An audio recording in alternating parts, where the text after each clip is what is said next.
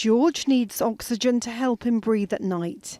His mum Gemma and stepdad Sean support him in every way they can. They've seen their electricity bills treble in recent months and have no way of cutting costs when it comes to life-saving equipment.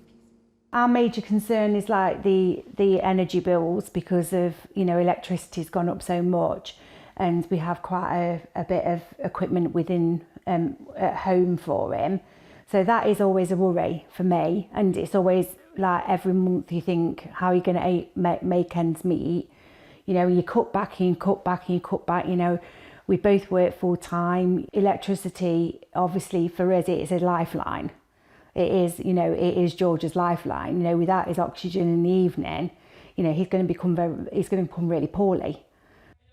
Gemma has been helped by the Family Fund, a national charity.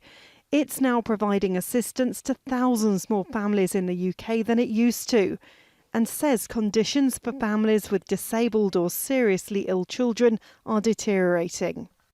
Gemma and George's story is far from unique. Energy prices have been rising here for months, and inflation is at a more than 40-year high. And it is the most vulnerable in British society who are being hardest hit. And there are worries that as the government tries to balance its books, cuts could be made to vital services. SHANI DHANDA is an entrepreneur and a leading disability specialist.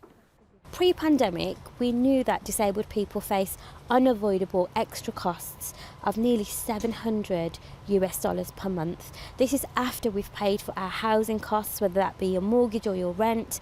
It's a lot of money for people to have to find. So now we're in this post-pandemic world and in a cost of living crisis. I will put money on the fact that that cost now has really gone a lot higher. We need the government to really stick to the commitments that they made, to uprate benefits in line with inflation and to give us more cost of living payment support.